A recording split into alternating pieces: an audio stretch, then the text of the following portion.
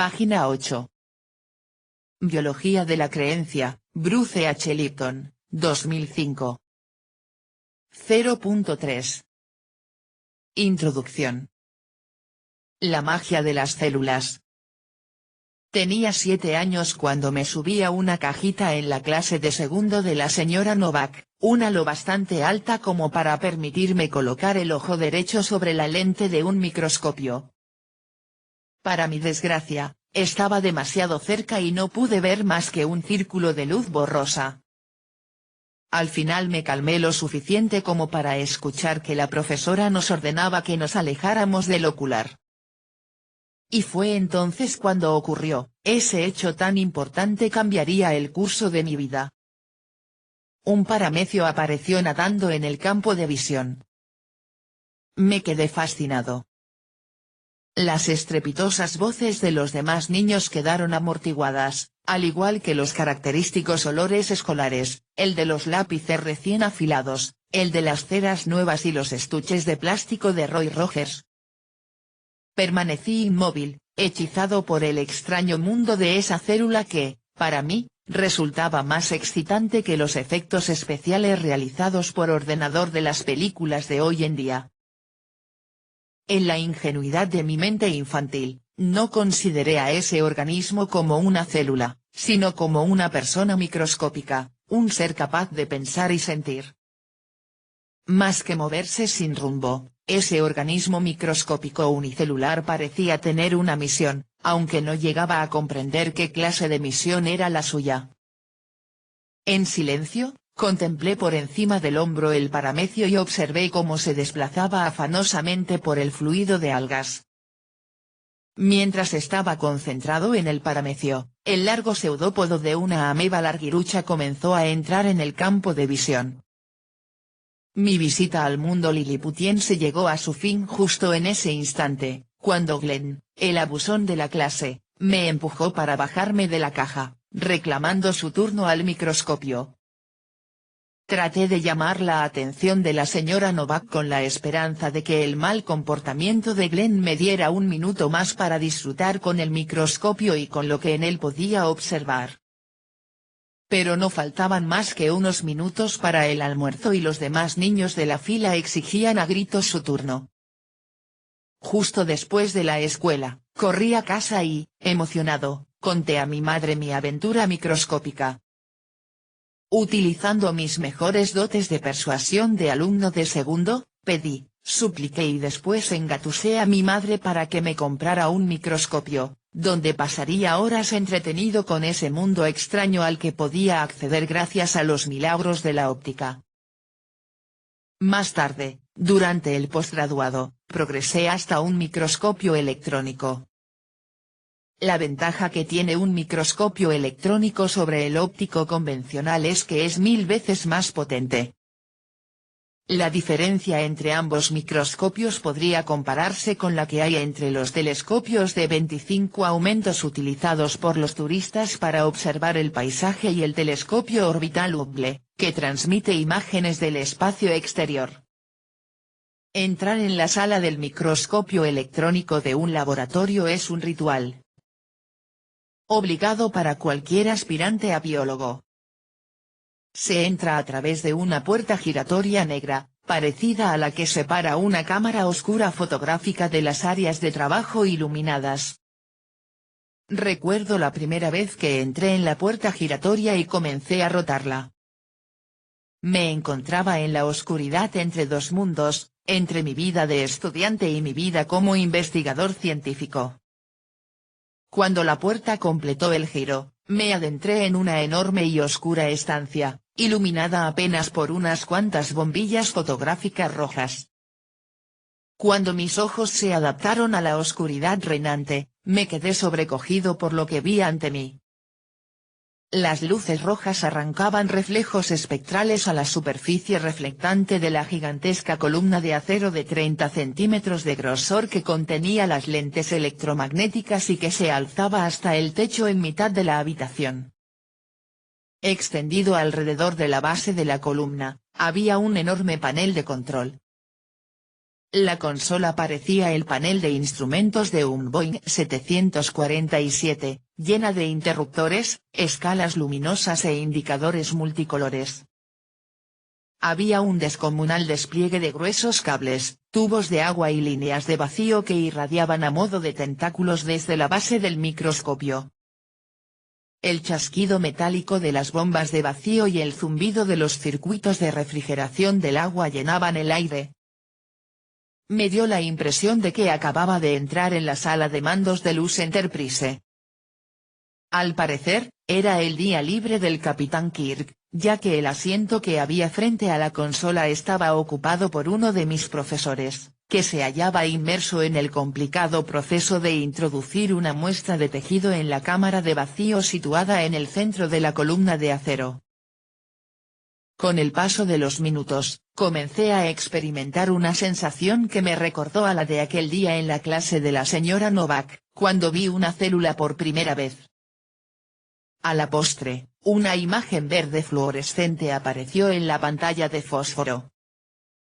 La presencia de las oscuras manchas celulares apenas se distinguía en las secciones de plástico, cuyo tamaño se veía aumentado alrededor de 30 veces. Después se incrementó el aumento, una muesca cada vez. Primero 100x, después 1000x y por último 10000x. Cuando por fin alcanzamos la velocidad estelar, se había aumentado unas 100.000 veces el tamaño original de las células. Estábamos de verdad en Star Trek, pero en lugar de haber entrado en el espacio exterior, nos dirigíamos al espacio interior, un lugar en el que ningún hombre había estado antes. En un momento dado estaba observando una célula en miniatura y segundos después estaba adentrándome en su arquitectura molecular. El asombro que me causaba estar al borde de esa frontera científica resultaba evidente. Y lo mismo podía decirse de mi entusiasmo cuando me nombraron copiloto honorario. Coloqué las manos en los controles para poder sobrevolar ese paisaje celular alienígena. El profesor era mi guía turístico y me señalaba los paisajes más importantes. Ahí tienes una mitocondria, aquello es el aparato de Golgi y más allá se encuentra un poro de la membrana nuclear, esto es una molécula de colágeno y eso un ribosoma. La mayor parte de la excitación que sentía se debía a que me veía como un pionero atravesando un territorio nunca visto por ojos humanos. Aunque el microscopio óptico me hizo considerar las células como criaturas conscientes, fue el microscopio electrónico el que me situó cara a cara con las moléculas que constituyen la base de la propia vida. Sabía que enterradas en la arquitectura celular había pistas que podrían proporcionarme una nueva visión de los misterios de la vida. Durante un breve instante, los binoculares del microscopio se convirtieron en una bola de cristal y vi mi futuro en el siniestro resplandor verde de la pantalla fluorescente. Sabía que iba a ser un biólogo cuyas investigaciones se centrarían en escudriñar cada matiz, más allá de la estructura celular, para llegar a comprender los secretos de la vida de una célula. Tal y como ya había descubierto durante el posgraduado, la estructura y la función de los organismos biológicos están íntimamente relacionadas. Al correlacionar la anatomía microscópica de la célula con su comportamiento, llegué a la firme conclusión de que había conseguido descubrir la naturaleza de la naturaleza. A lo largo del posgraduado, de las investigaciones del doctorado y de mi carrera como profesor en la Facultad de Medicina, utilicé todas las horas que pasaba despierto para explorar la anatomía molecular de las células. Porque el secreto de sus funciones se hallaba enterrado en el interior de la estructura celular. Mi búsqueda de los secretos de la vida me condujo hasta una investigación profesional que estudiaba el comportamiento de las células humanas clonadas que se desarrollan en medios de cultivo.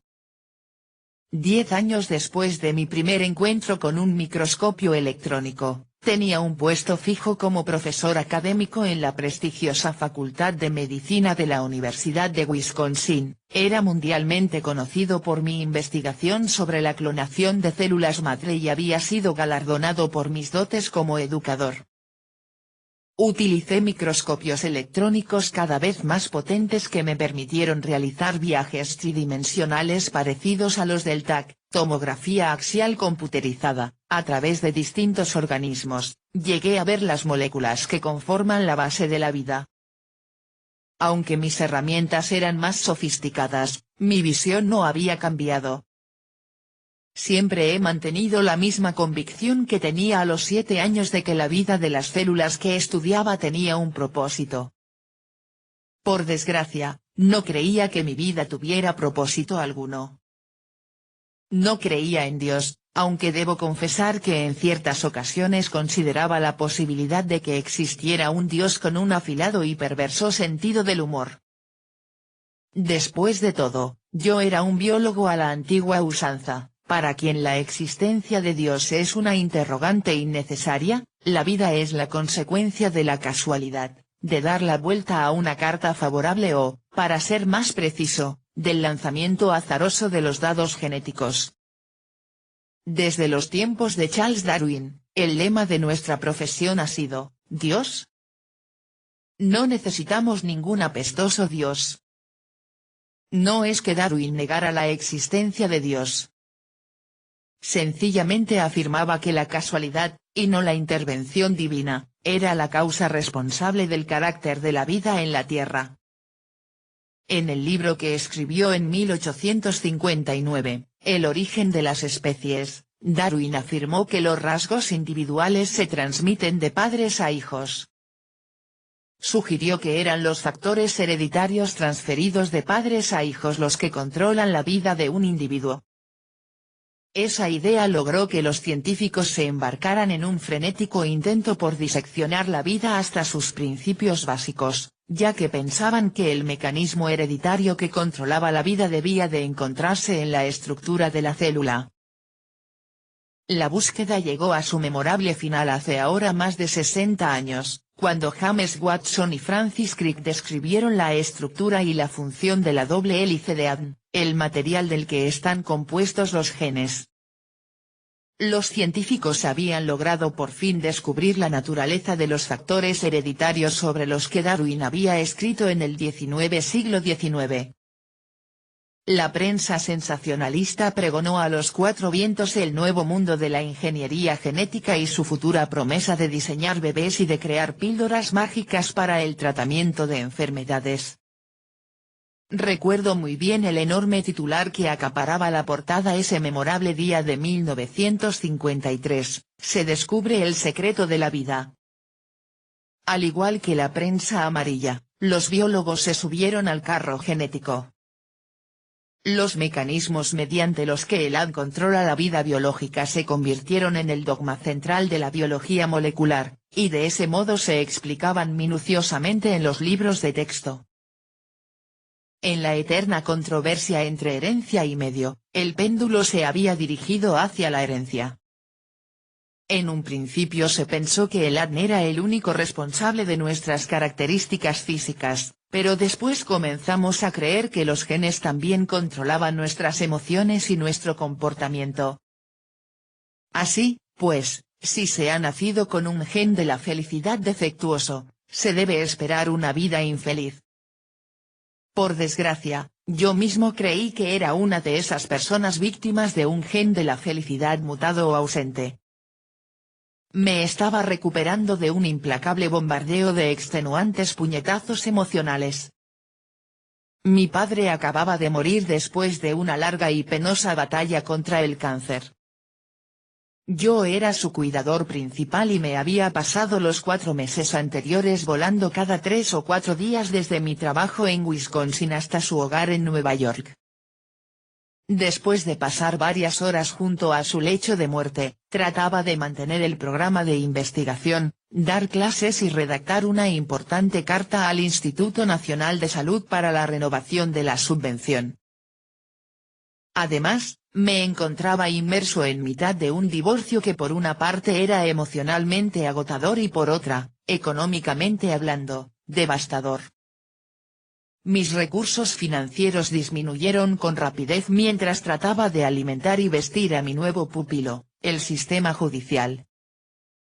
Con mi economía por los suelos y sin hogar, me encontré ante un gigantesco complejo de apartamentos de veraneo con poco más que una maleta. La mayor parte de mis vecinos esperaba poder mejorar su estilo de vida buscando la comodidad de un parque de caravanas. Los vecinos de la puerta de al lado me asustaban especialmente. Forzaron la puerta de mi apartamento y me robaron el nuevo equipo de música en la primera semana de residencia.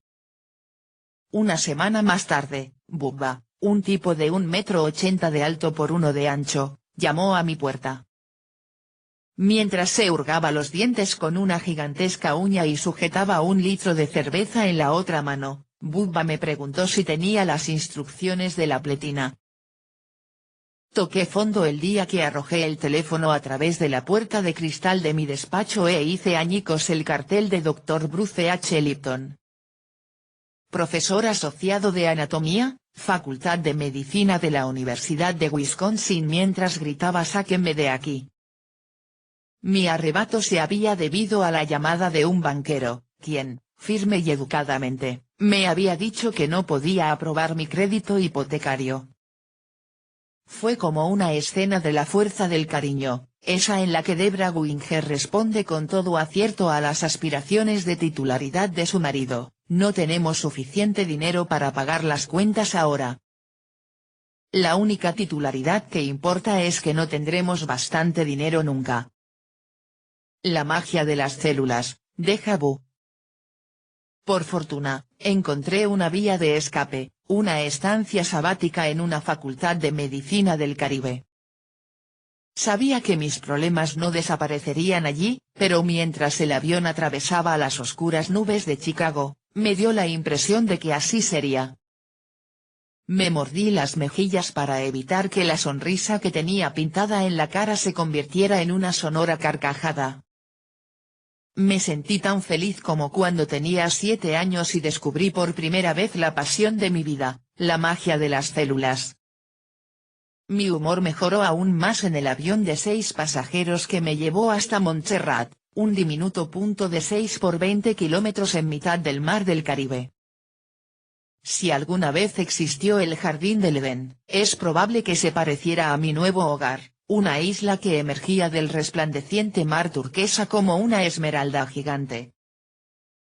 Cuando aterrizamos, la balsámica y embriagadora brisa que barría el asfalto del aeropuerto traía consigo el aroma de las gardenias. La costumbre local era dedicar el periodo de la puesta de sol a una silenciosa contemplación, una costumbre que adopté de inmediato. Cuando los días se oscurecían, alzaba la vista al cielo para contemplar el paradisíaco espectáculo de luces. Mi casa, situada sobre un acantilado de más de 15 metros de altura sobre el mar, daba al oeste.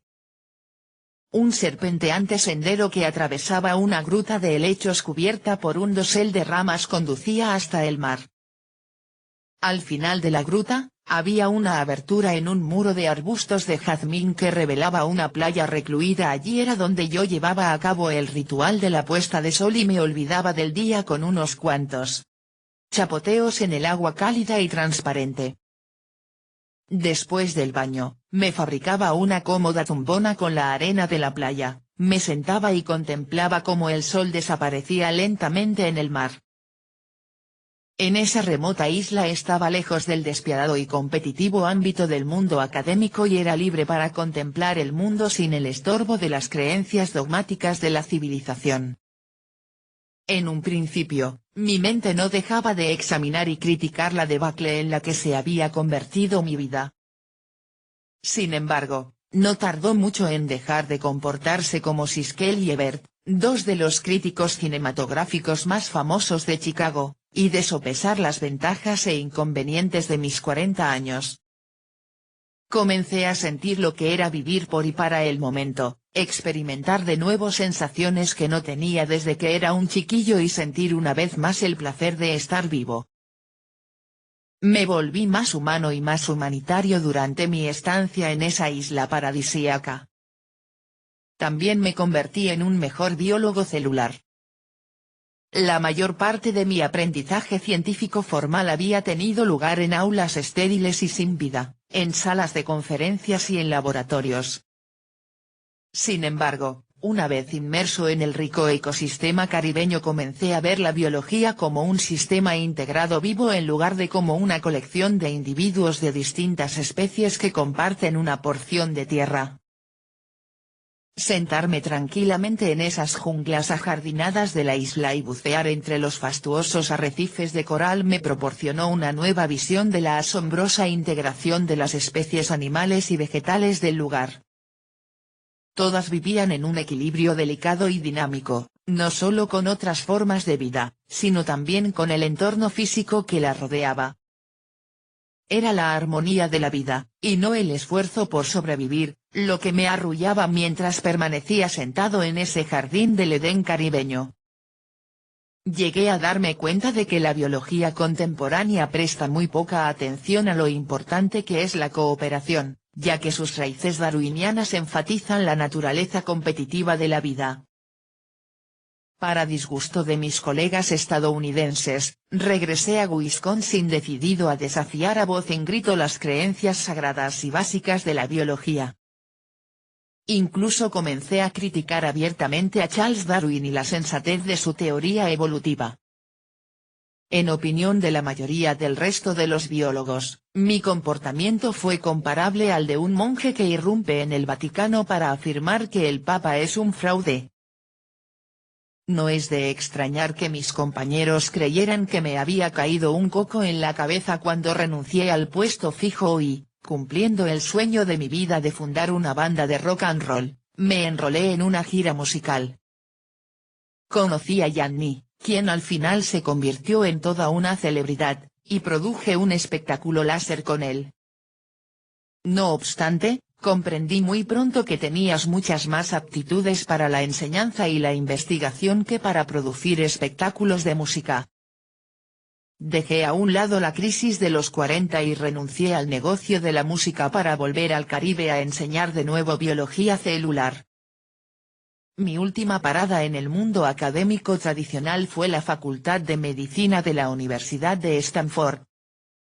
En aquella época ya me había convertido en un vehemente partidario de una nueva biología. Había llegado a cuestionarme no solo la competitiva versión darwiniana de la evolución, sino también el dogma central de la biología, la premisa de que los genes controlan la vida. Esa premisa científica tiene un error fundamental: los genes no se pueden activar o desactivar a su antojo. En términos más científicos, los genes no son autoemergentes. Tiene que haber algo en el entorno que desencadene la actividad génica. A pesar de que ese hecho ya había sido postulado por la ciencia más vanguardista, los científicos convencionales, cegados por el dogma genético, se habían limitado a ignorarlo. Mi abierto desafío al dogma central hizo que me consideraran aún más un hereje de la ciencia. No solo era aspirante a la excomunión, sino que era candidato a ser quemado en la hoguera. Durante una conferencia que ofrecí mientras estaba en Stanford, acusé a los facultativos allí reunidos, muchos de ellos genetistas de prestigio internacional, de no ser mejores que los fundamentalistas religiosos por aferrarse al dogma central a pesar de las evidencias que demostraban que era erróneo. Tras mis sacrílegos comentarios, la sala de conferencias se convirtió en un hervidero de gritos de indignación que creí daría al traste con mi posibilidad de conseguir empleo. Sin embargo, mis ideas sobre la mecánica de la nueva biología demostraron ser lo bastante provocativas como para que me contrataran. Con el apoyo de ciertas eminencias científicas de Stanford, sobre todo con el del jefe del departamento de patología, el Dr. Klaus Benst, me alentaron a profundizar en mis ideas y a aplicarlas a las investigaciones sobre células humanas clonadas. Para sorpresa de todos los que me rodeaban, los experimentos apoyaron por completo la visión alternativa de la biología que yo postulaba. Publiqué 2 artículos basados en esa investigación y abandoné el mundo académico, en esta ocasión para siempre, Lipton y otros, 1991-1992. Me marché porque, a pesar del apoyo que tenía en Stanford, sentía que mi mensaje estaba cayendo en saco roto. Desde mi marcha, nuevas investigaciones han refrendado mi escepticismo sobre el dogma central y la supremacía del ADN en el control de la vida. De hecho, la epigenética, el estudio de los mecanismos moleculares mediante los cuales el entorno controla la actividad génica, es hoy en día una de las áreas más activas de investigación científica.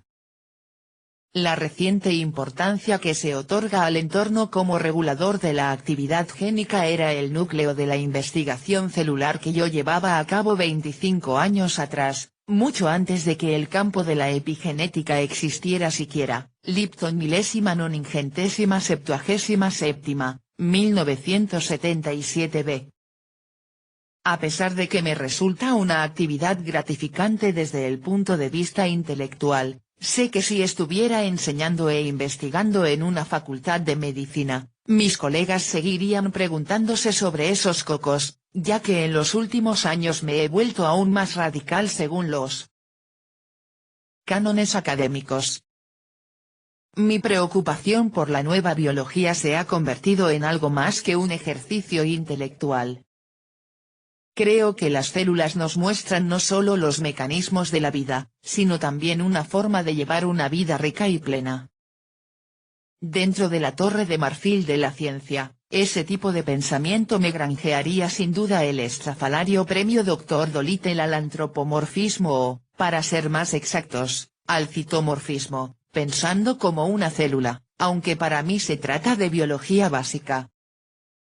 Tal vez te consideres un ente individual, pero como biólogo celular puedo asegurarte que en realidad eres una comunidad cooperativa de unos 50 billones de ciudadanos celulares. La práctica totalidad de las células que constituyen tu cuerpo se parece a las amebas, unos organismos individuales que han desarrollado una estrategia cooperativa para la supervivencia mutua. En términos básicos, los seres humanos no somos más que la consecuencia de una conciencia colectiva amebiana. Al igual que una nación refleja los rasgos distintivos de sus ciudadanos, la humanidad debe reflejar la naturaleza básica de nuestras comunidades celulares. Viviendo las lecciones celulares. Utilizando estas comunidades celulares como modelos, llegué a la conclusión de que no somos las víctimas de nuestros genes, sino los dueños y señores de nuestros destinos, capaces de forjar una vida llena de paz, felicidad y amor. Probé mi hipótesis con mi propia vida a instancias de mis oyentes, quienes me preguntaban por qué mis ideas no me habían hecho más feliz. Y tenían razón. Necesitaba integrar mi nueva percepción biológica en mi vida diaria. Supe que lo había logrado cuando, durante una resplandeciente mañana de domingo en el Big Easy, una camarera de la cafetería me dijo: «Cielo, eres la persona más feliz que he visto en mi vida». Dime, muchacho, ¿por qué eres tan feliz? Me quedé desconcertado ante su pregunta, pero de todas formas barboté: «Estoy en el paraíso». La camarera meneó la cabeza de lado a lado sin dejar de mascullar y después procedió a tomar nota de lo que quería para desayunar. Pues bien, era cierto. Era feliz, más feliz de lo que había sido en toda mi vida.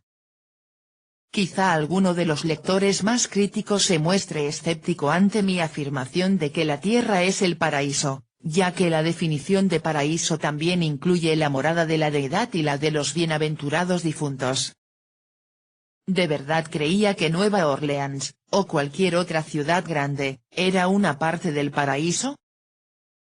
Mujeres y niños harapientos sin hogar viviendo en callejones, un aire tan cargado que uno no sabe si las estrellas existen de verdad, ríos y lagos tan contaminados que solo inimaginables y espeluznantes formas de vida pueden habitarlos.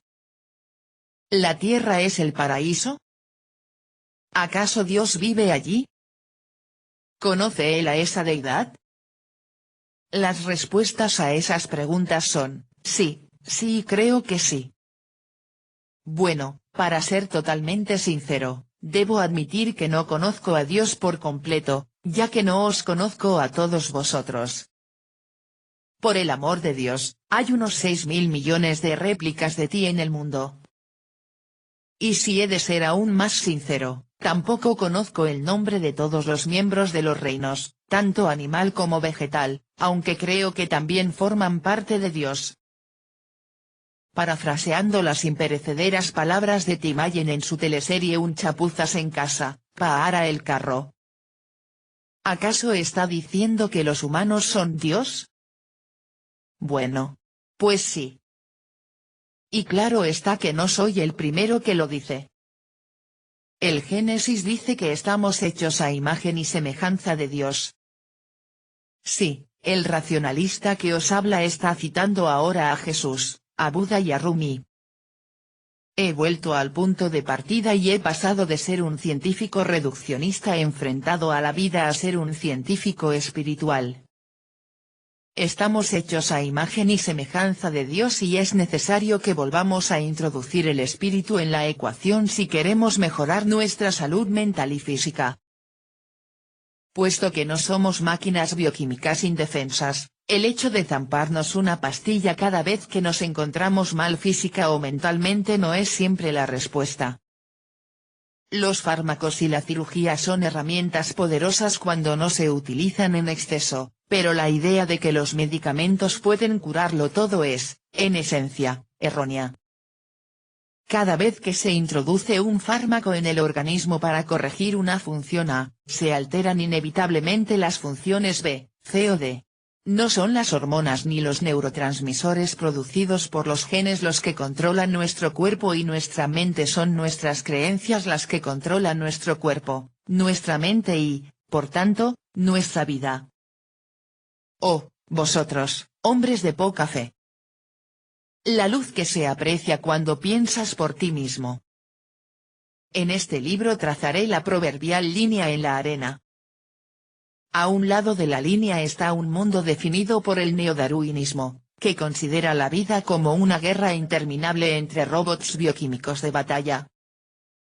Al otro lado de la línea se encuentra la nueva biología, que propone la vida como un viaje de cooperación entre individuos poderosos que pueden reprogramarse a sí mismos para experimentar una vida llena de alegría.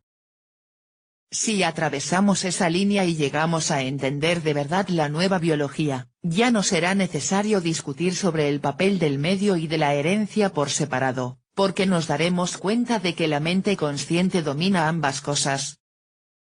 Y creo que, cuando cruce esa línea, la humanidad experimentará un cambio tan profundo y paradigmático como cuando la realidad de que la Tierra era redonda irrumpió en una civilización plana. Los estudiantes de humanidades, a quienes tal vez preocupe que este libro ofrezca una incomprensible lección científica, no tienen nada que temer. Cuando era profesor, me exasperaba el irritante traje de 3 piezas y también la asfixiante corbata, los zapatos de punta estrecha y las interminables reuniones, pero me encantaba enseñar. Y en mi vida postacadémica también he practicado mucho la enseñanza, he mostrado los principios de la nueva biología a millares de personas a lo largo y ancho del mundo. Gracias a esas conferencias, he perfeccionado mi presentación de la ciencia para poder explicarla con palabras comprensibles para todo el mundo, ilustradas con gráficos llenos de colores, muchos de los cuales he incluido en este libro. En el capítulo 1, explico lo que son las células inteligentes y cómo y por qué pueden enseñarnos tantas cosas sobre nuestro cuerpo y nuestra mente. En el capítulo 2, expongo las evidencias científicas que demuestran que los genes no controlan la biología. También te presento los emocionantes descubrimientos de la epigenética, un nuevo campo biológico que está desentrañando los misterios de cómo el entorno, la naturaleza, influye en el comportamiento de las células sin alterar el código genético. Es un campo que está revelando nuevos problemas en la naturaleza de las enfermedades como el cáncer y la esquizofrenia. El capítulo 3 trata sobre la membrana celular, la piel de las células. Sin duda habrás escuchado mucho más sobre el ADN del núcleo celular que sobre su membrana. Pero la ciencia vanguardista proporciona cada vez más detalles acerca de la conclusión a la que llegué hace 20 años, que la membrana es el verdadero cerebro de las funciones celulares.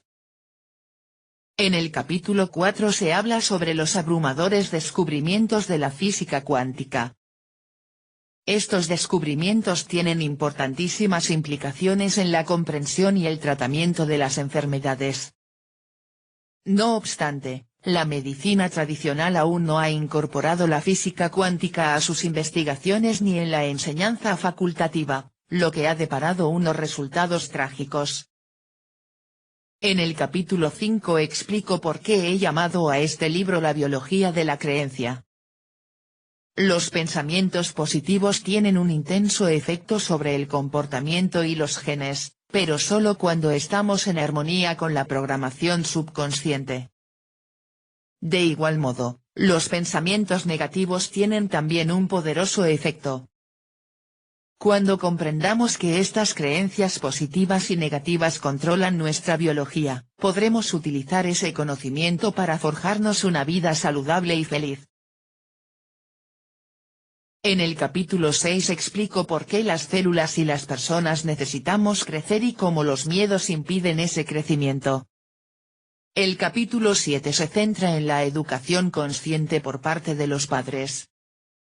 Como padres, tenemos que comprender el papel que desempeñamos a la hora de programar las creencias de nuestros hijos y el impacto que esas creencias tendrán en sus vidas.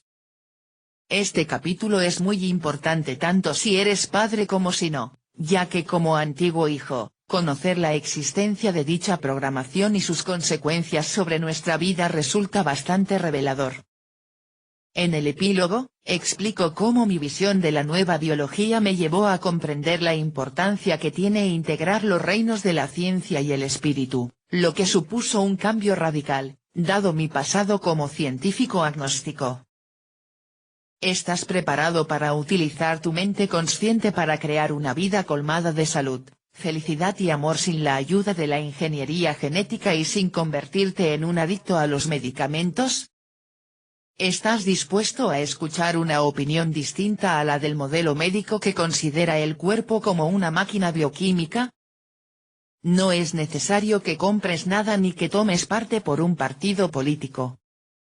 Solo tienes que dejar a un lado por un momento las creencias arcaicas que te inculcaron las instituciones científicas y los medios de comunicación para considerar la emocionante visión que ofrece la ciencia vanguardista.